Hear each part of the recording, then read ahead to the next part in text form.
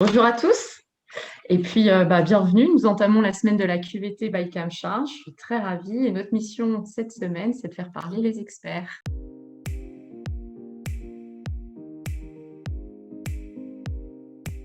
Voilà, donc j'ai le plaisir d'accueillir Diane Sacleux, notre partenaire qui va être là tout au long de la semaine en qualité d'accompagnatrice RH.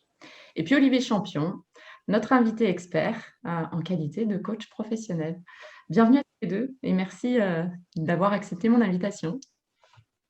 Bonjour Carole. Bonjour Olivier. Bonjour à vous et merci pour l'invitation. Ah, génial, super. Allez, on va démarrer par les traditionnelles présentations. Je vais donner la parole à Diane. Diane, qui es-tu? Que fais-tu? Bonjour Carole et rebonjour à tout le monde. Alors moi, je suis accompagnatrice RH et je m'occupe principalement d'accompagner les structures qui ont un petit peu de salariés mais qui n'ont pas de fonction RH au sein de leur structure et qui ont des problématiques, notamment de QVT, mais pas que, dans tous les domaines RH. Donc, je peux intervenir ponctuellement ou sur de la fonction RH quotidienne. Super, merci beaucoup Diane. Et alors Olivier?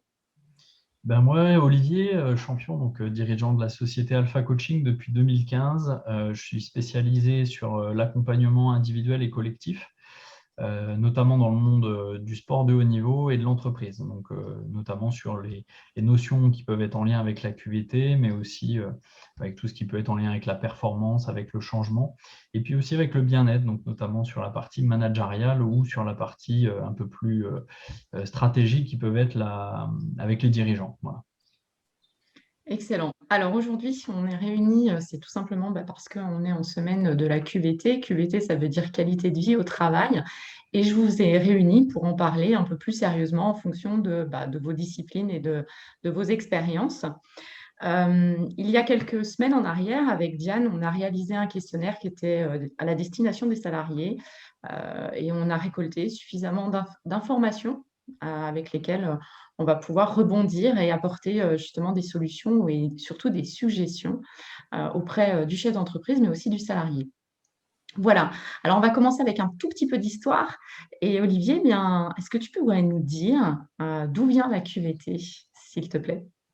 Alors, la QVT, en fait, pour faire assez simple au niveau de l'histoire, elle est assez récente, elle date du début des années 2000, où on a commencé à s'intéresser en fait à vraiment cette qualité de vie au travail, puisque avant les années 2000, on parlait de l'amélioration des conditions de travail, donc qui n'était pas vraiment la même notion.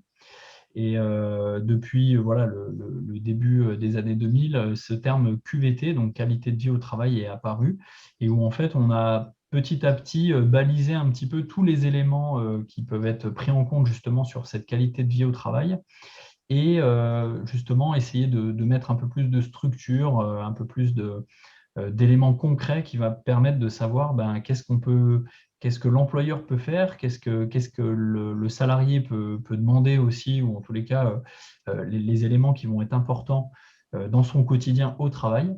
Et donc voilà, la QVT est un petit peu englobée depuis quelques années, notamment avec je pense, j'ai en tête malheureusement des sujets très sensibles comme Orange il y a une dizaine d'années, où il y a eu tout un tas de difficultés avec des plans sociaux, avec des réorganisations en interne. Enfin, il y a eu beaucoup de souffrance au travail. Et en fait, je dirais que c'est aussi pour ça que c'est devenu de plus en plus au devant de la scène, parce que les consciences ont évolué.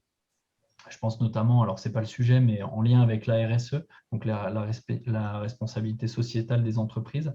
Il y a tout un tas de prises de conscience au niveau collectif et puis au niveau du travail qui ont fait que ces sujets-là se sont imposés et ont permis aussi de faire des belles améliorations, je dirais, dans le monde du travail. Donc voilà, pour faire peut-être un micro-focus sur l'histoire. Et voilà, ce qu'il faut bien comprendre, c'est qu'avant, on améliorait les conditions de travail, et que maintenant, on est vraiment dans la qualité de vie au travail, donc avec des notions un peu plus fines et un petit peu plus, définies. Voilà.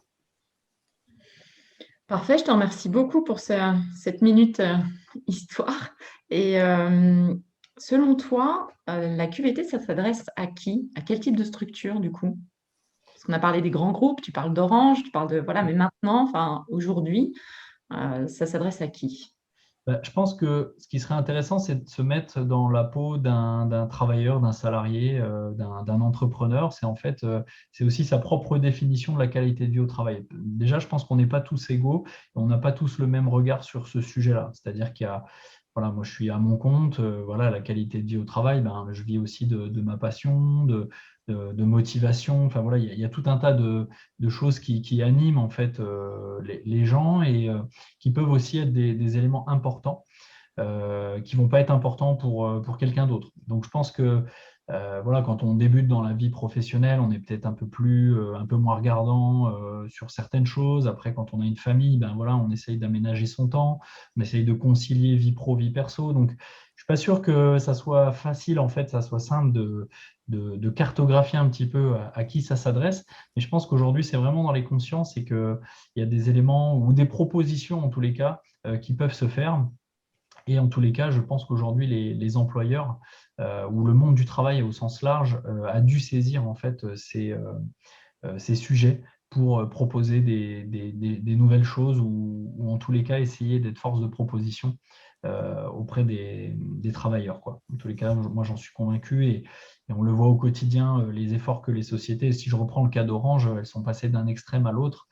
Donc on voit aussi que les consciences évoluent et que des fois il faut se faire mal pour mettre en place certaines choses. Et je sais de quoi je parle par rapport à l'accompagnement, c'est que des fois on m'appelle un peu en mode pompier. Et je pense que c'est bien aussi d'être proactif. Donc tout dépend, le contexte, la structure, la culture de l'entreprise, la taille de l'entreprise. Mais je pense qu'on peut retrouver de la QVT dans l'ensemble en fait des personnes qui sont au travail en fait. Yann, t'en penses quoi de ce sujet aujourd'hui? Tu considères que la QVT, elle est dédiée à un type, une typologie d'entreprise ou à tout type d'entreprise, justement? Alors moi, je suis totalement d'accord avec Olivier, c'est qu'en fait, c'est tout le monde du travail qui doit en fait s'emparer de cette question parce que la qualité de vie au travail, c'est avant tout, on va parler de salariés, on va parler d'employeurs et de salariés. En fait, c'est un vrai binôme dans la vie et dans la QVT encore plus parce que la QVT, c'est quoi? La QVT, c'est, comme l'a justement rappelé Olivier dans son introduction et son historique, qui était très intéressant. En fait, c'est associé à la fois le bien-être du salarié. Pourquoi? Bon, certes, pour qu'il se sente bien, mais aussi pour qu'il y ait une meilleure productivité. L'employeur, son objectif, c'est quoi? C'est que sa structure, elle fonctionne, qu'on soit une petite structure ou une très grosse structure. Et effectivement, Orange a pris la mesure de tous ces accidents qui avaient eu lieu, assez dramatiques d'ailleurs. Et aujourd'hui, je dirais le principal, c'est d'anticiper, comme le dit Olivier. C'est de ne pas arriver à faire le pompier. C'est de se dire, allez, je vais prévenir. Et la QVT, c'est comment je peux améliorer les conditions de vie de mes salariés pour permettre à ce que mon entreprise perdure et puis produise, parce que ce n'est pas un gros mot, il faut que commercialement, les entreprises, elles survivent et elles vivent et elles se développent. Anticipons le bien-être des salariés et on s'en sortira gagnant et les entreprises s'en sortiront gagnantes. Alors, je rebondis, peut-être tu vas pouvoir tout de suite me dire quels sont, selon toi, Diane, les indicateurs qui font qu'on va faire appel, enfin les indicateurs qu'un RH, un chef d'entreprise doit avoir en tête pour faire appel, par exemple, à quelqu'un comme Olivier. Tu parles d'anticipation. Comment t'anticipes justement? Alors, l'anticipation, elle va beaucoup se faire déjà via le dialogue social, c'est-à-dire que s'il y a des personnes déléguées du personnel, donc le CSE aujourd'hui qui intervient au sein des structures, ce qui n'est pas le cas dans toutes les entreprises, puisque ce ne sont qu'à partir de 10 salariés qu'on peut avoir un délégué du personnel type CSE. Donc, pour autant, déjà, ça peut nous donner une idée de ce qui se passe, notamment en termes d'hygiène, de conditions de travail, puisqu'il y a des réunions récurrentes avec l'employeur. Et puis, il y a aussi quand même un fort indice qui, pour moi, est à vraiment bien cibler, c'est toute la santé au travail, finalement.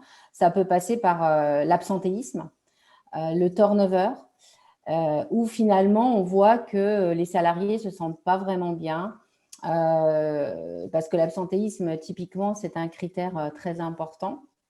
Et là, on peut se dire, ah, qu'est-ce qui se passe?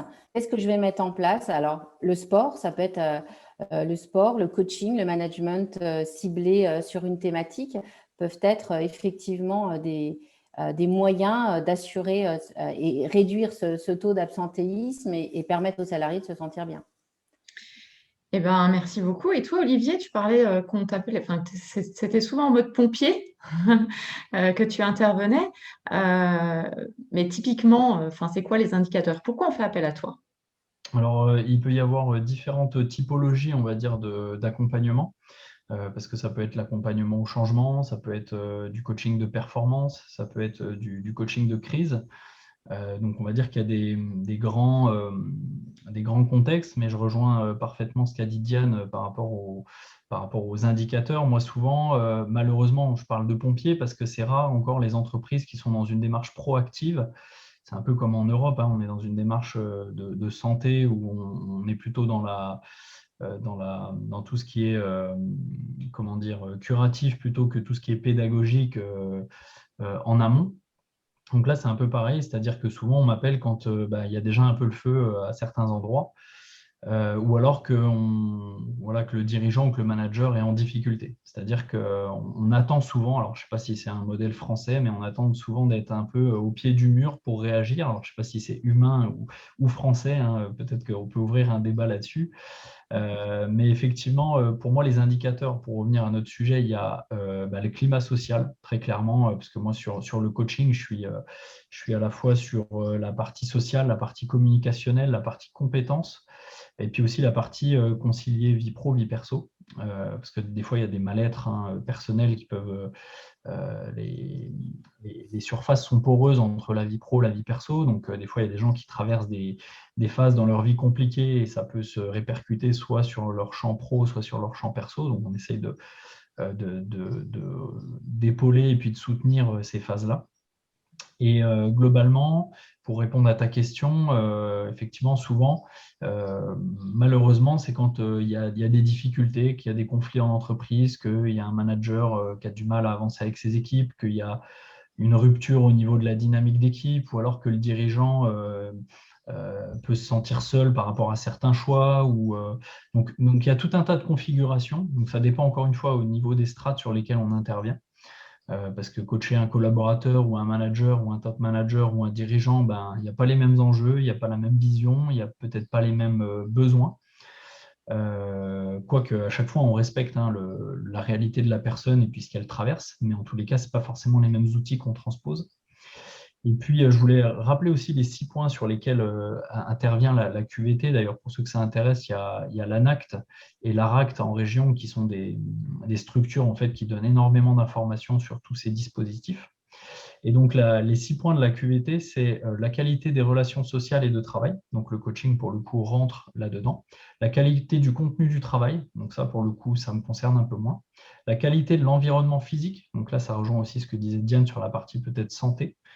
Les RPS, les risques psychosociaux, les troubles,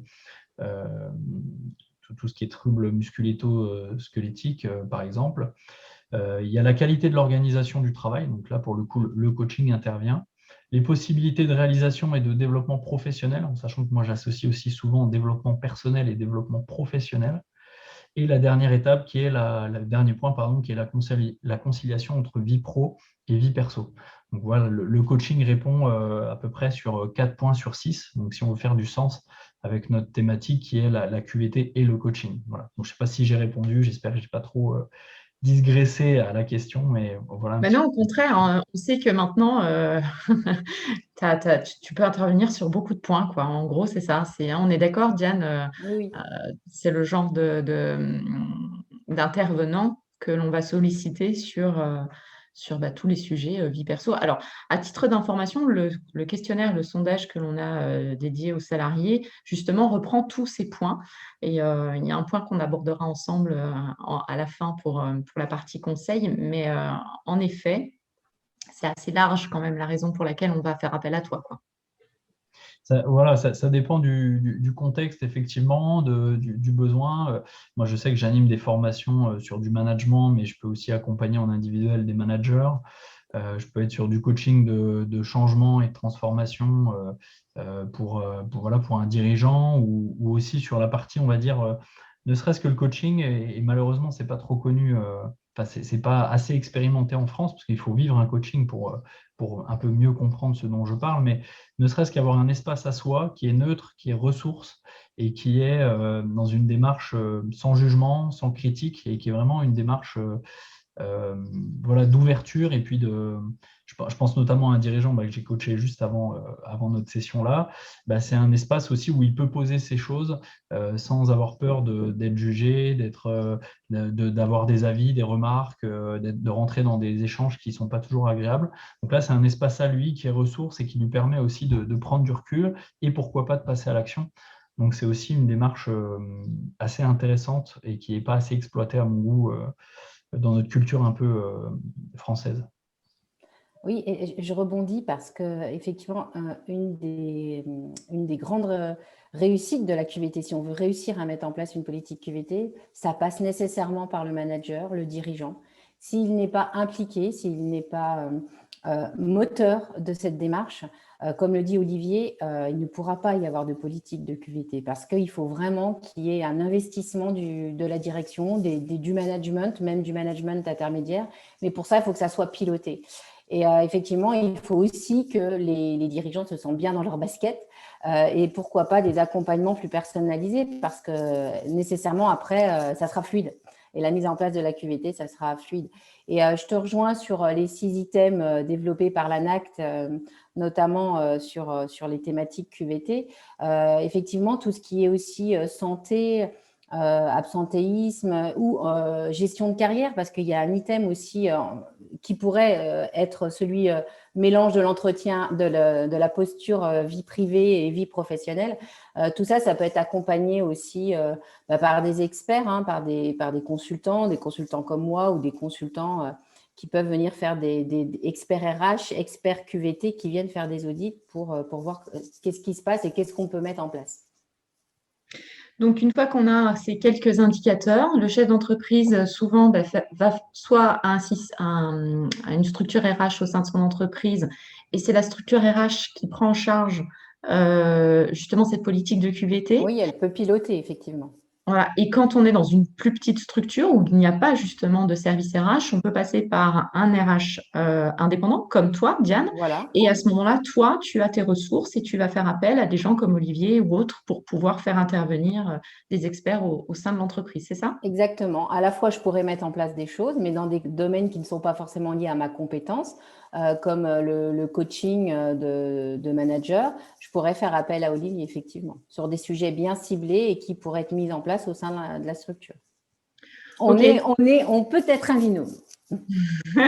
En tous les cas, sur notre visio d'aujourd'hui, vous êtes un vrai binôme pour le coup. C'est top, merci beaucoup. Eh bien, on va justement s'intéresser un petit peu à ta pratique maintenant, Olivier. Qu'est-ce que tu fais concrètement dans les entreprises? Comment tu animes? Quels sont tes sujets de prédilection? Qu'est-ce que tu aimes faire? En sachant que moi, j'ai eu l'occasion justement de te faire intervenir sur une session de fin de stage avec 5 stagiaires et une apprentie. Et on peut dire que c'était une fière réussite. Tu pourras peut-être en dire quelques mots, mais vraiment, voilà, si tu peux donner des exemples, ce serait super.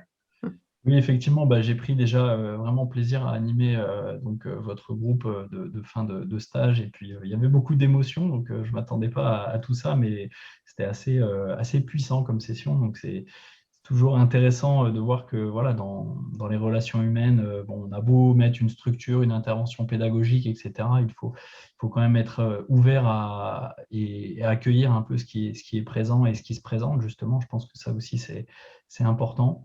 Et en 5 minutes, ça va être très difficile et il va falloir que je choisisse un petit peu l'axe que j'ai envie de choisir pour parler de tout ça. Et choisis. Mais je dirais que globalement, le coaching, c'est une approche qui n'est pas assez connue et qui est fondamentalement ouverte.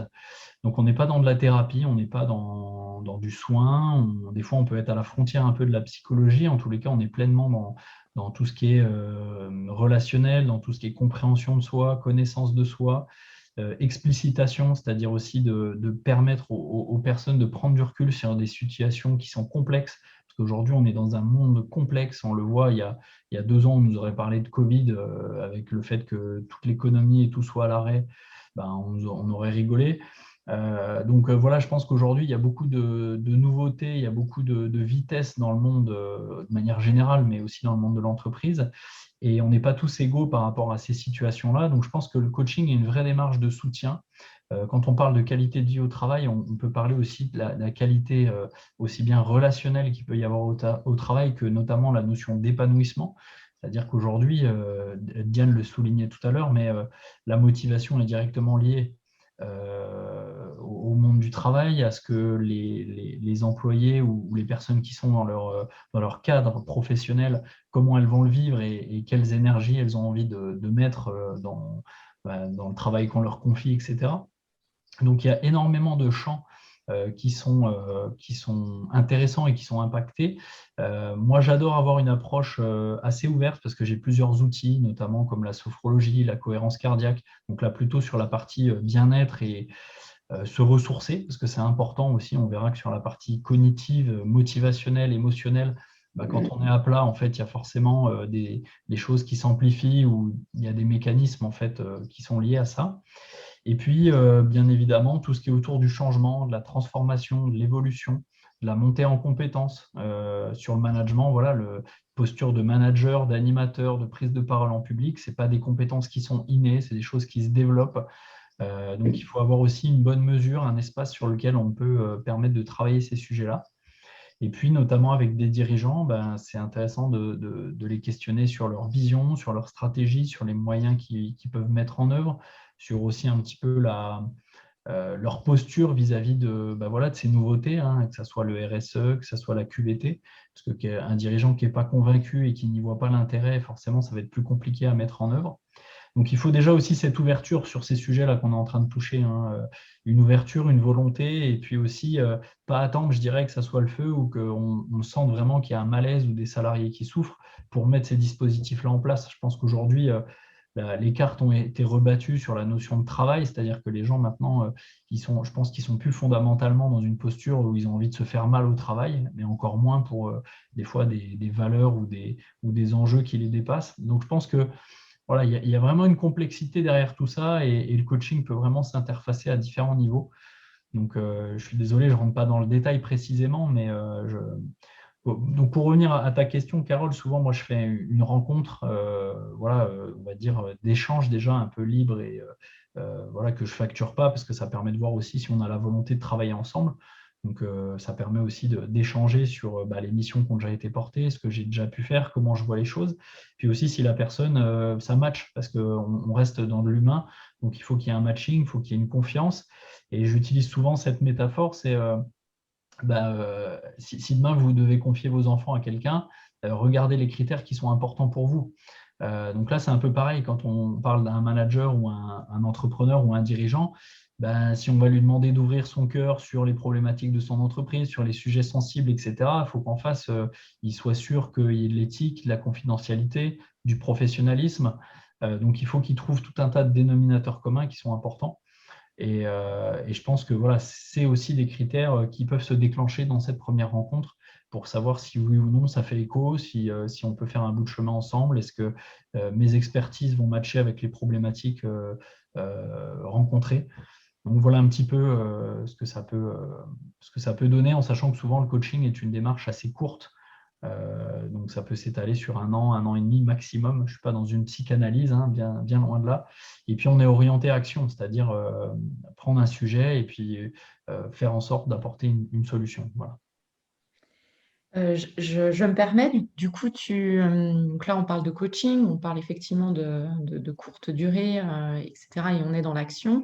Quand les dirigeants te font intervenir dans les entreprises, version, par exemple, team building, des choses comme ça, est-ce que ça, c'est des choses qui peuvent s'inscrire dans le temps, comme par exemple quelque chose avec des périodicités, en se disant, voilà, chaque année, à période d'été, fin d'année, il y a des choses qui peuvent revenir, qui soient récurrentes pour fidéliser, pour augmenter la cohésion dans une entreprise, par exemple. Mm.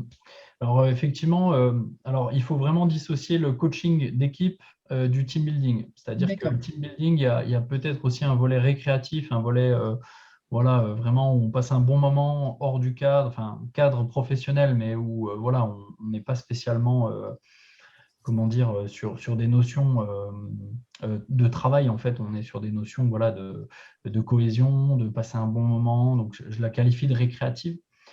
Et il y a du coaching d'équipe où là, on est vraiment pour apporter des solutions, pour des fois prendre des postures un peu de médiateur, de résolutoire par rapport peut-être à des conflits, à des dysfonctions. Donc là, on rentre vraiment dans un dispositif qui est en lien avec l'organisation du travail, la réalité des collaborateurs et puis aussi avec une volonté de transformer cette situation. Donc, effectivement, déjà, il faut dissocier vraiment team building et puis coaching d'équipe, coaching de groupe qui n'ont pas les mêmes enjeux ni les mêmes comment dire, attentes. C'est-à-dire, par exemple, une équipe qui est en grande souffrance et où il y a beaucoup de conflits, où c'est compliqué, on peut être quasi sûr que si on propose une démarche de team building, les gens ne vont pas adhérer parce qu'ils ont besoin d'autres choses bien plus importantes. Et passer un petit moment, bah voilà, il y a des gens qui vont être dans l'évitement parce qu'il y a des choses à régler et il y a des incompatibilités ou des conflits qui se créent par rapport à ce type de journée. Moi, je suis plutôt vraiment orienté sur la partie coaching d'équipe, même si j'anime souvent des journées d'intégration ou des journées de team building, mais il y a des sociétés qui sont bien mieux équipées que moi pour voilà, des choses gonflables, des challenges. J'ai déjà animé des Olympiades avec d'autres coachs pour mettre quelque chose avec du sens aussi.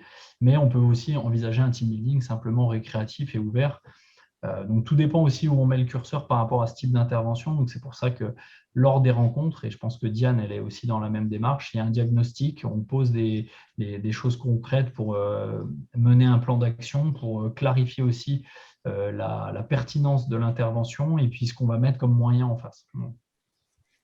Super, ben, c'était plutôt très clair et du coup, on scinde bien les deux, en fait. Peut-être qu'effectivement, pour moi, c'était pas encore tout à fait clair, mais là, c'est parfait. On va arriver dans notre dernière phase de cette visio, qui est notamment la minute conseil. Et on va terminer sur ça. Donc, j'attends de vous deux, justement, de nous apporter un éclairage là-dessus. Et en l'occurrence, eh bien, on va faire un petit raccord avec le sondage que l'on a fait. Et notamment, il apparaît, hein, par rapport au sondage qui était à destination des salariés, tous statuts confondus, que 50% ont un sentiment d'éloignement lié au télétravail. Voilà, un sentiment d'isolement plutôt lié au télétravail.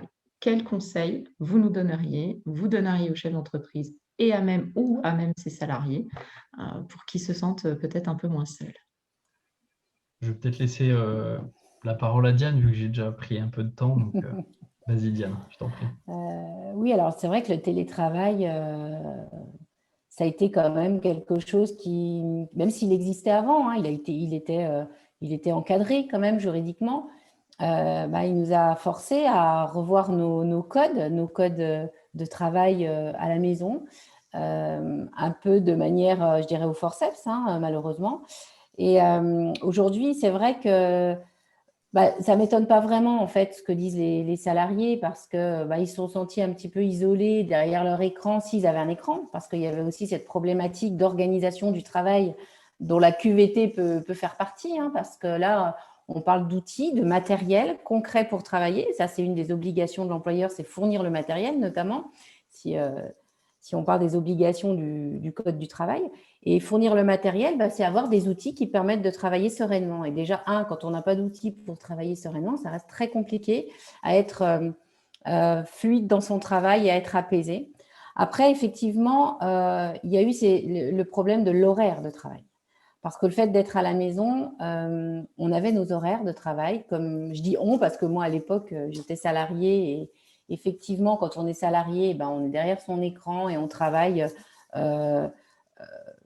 bah de la même façon comme si on était en entreprise, sauf que c'est très compliqué parce que, comme le disait d'ailleurs tout à l'heure Olivier, on a une porosité entre la vie professionnelle et la vie privée. Donc là, les horaires de travail n'ont pas été vraiment tels qu'ils étaient envisagés et à respecter. Donc, entre les gardes d'enfants, les enfants qui venaient, on l'a vu, et qui ne permettent pas d'optimiser le travail. Malgré tout, c'est très compliqué. Et puis c'est le développement du Zoom et de la visio, comme on fait aujourd'hui.